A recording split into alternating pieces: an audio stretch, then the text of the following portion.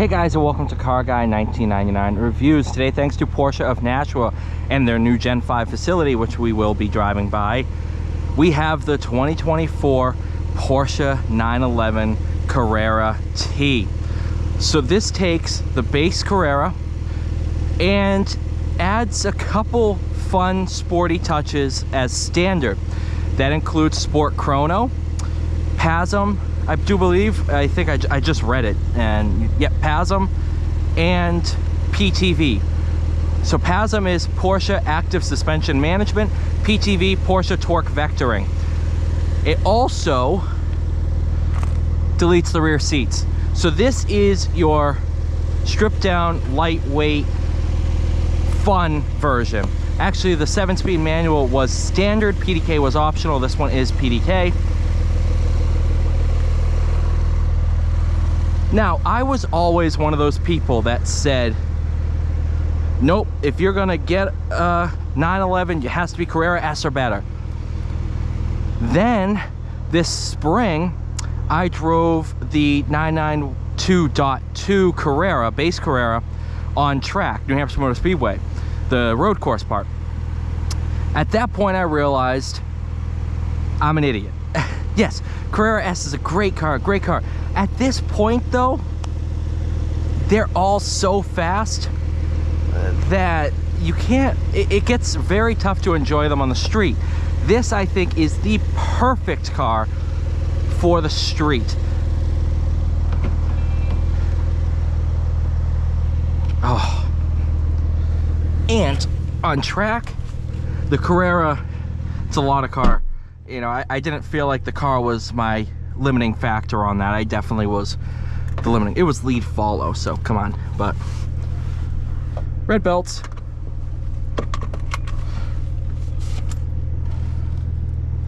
All right, so PDLS, that's the dynamic light system, Bose, storage, interior trim. Oh, hey, that's painted. I like that. Seatbelts, guards, red, adaptive sports seats plus, locking wheel bolts, storage package, exclusive design taillights, power folding exterior, LCA, lane change assist. It's in the mirror now. Surround view and smoking package, even though this is a non-smoking car. Although, that smoking package would have filled that hole. I might be... Oh, I think it's just an ashtray that you can take out. Whatever. So, all your drive modes are here. Normal, wet, sport, sport plus, individual. We'll be in sport because sport actually is what gives you crackles. Sport plus tunes the turbo where it's just peak efficiency and peak power. So that's where that is. Speaking of power, 379 horse. It is a rear wheel drive, 8-speed PDK. Let's do, can I go into manual? There we go.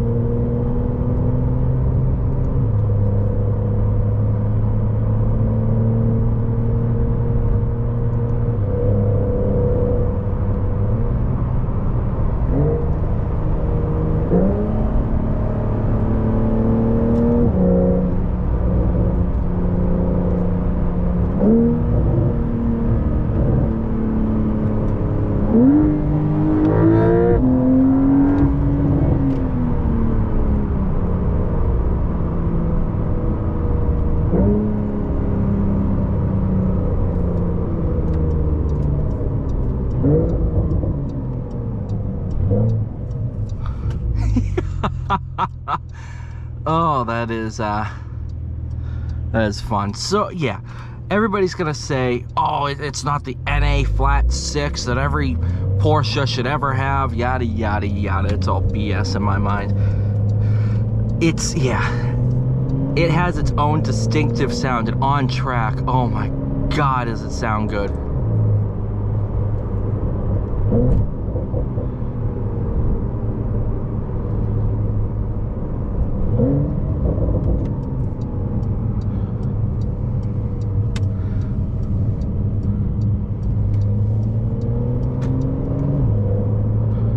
And sure, if you want the flat 6, they still make it.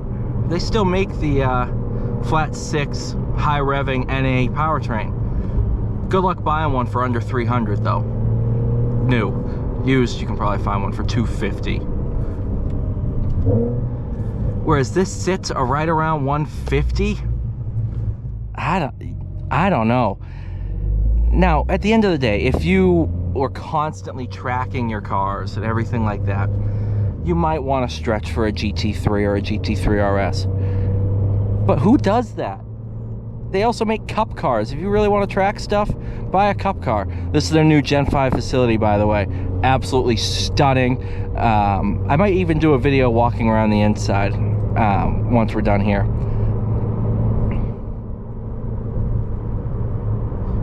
But at the end of the day, we're not constantly tracking our cars.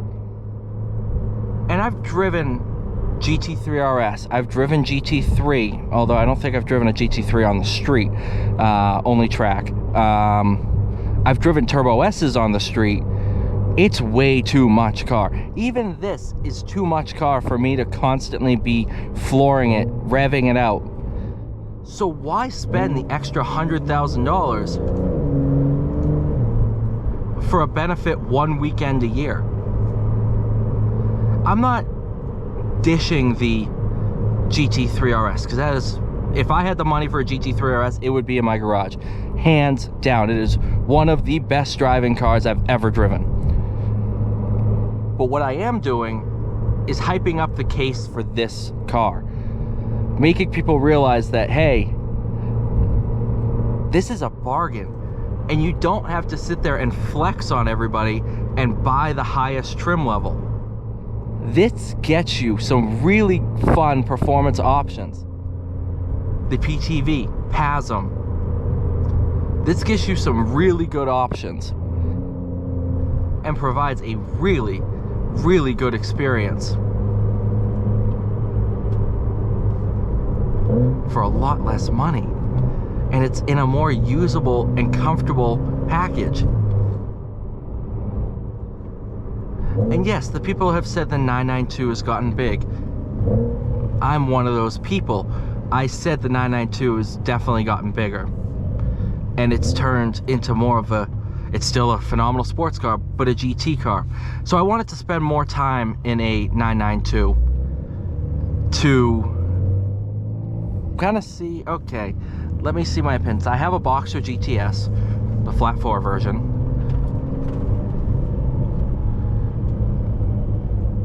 I don't know, man. I might have to buy a 992 when these start going down in price. And I think they will, because everybody, the 991.1s, everybody's buying them up. And it's like, oh, NA, it doesn't have the power of this car. And I don't know, man. I like power. I had a Hellcat. I like power.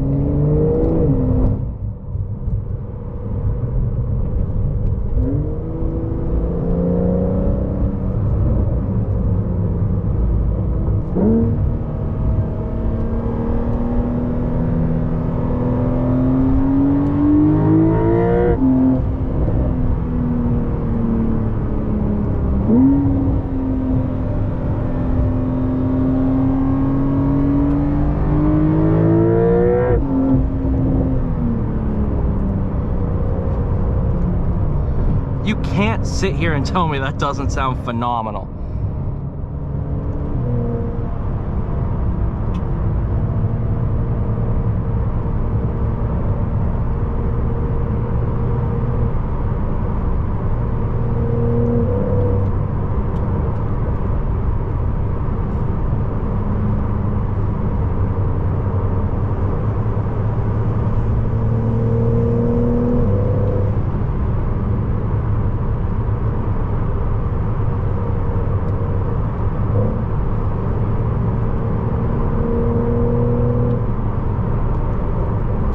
love this car. I honestly might have to buy a 992. This is phenomenal. And I don't need a stick shift. It kills me to say that. PDK is so good. There is about 10% of the time that I miss having a stick shift. Especially now that my Boxster is my second car, no longer my one and only.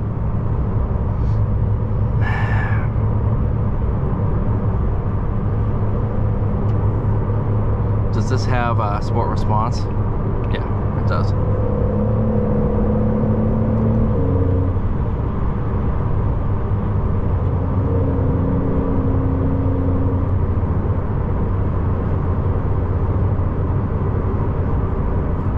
You know, I hate to say it, guys, I'm going to be a little selfish. I want to spend some time with this. So thank you guys so much for watching. Please like, share, subscribe. I'll see you all in the next one.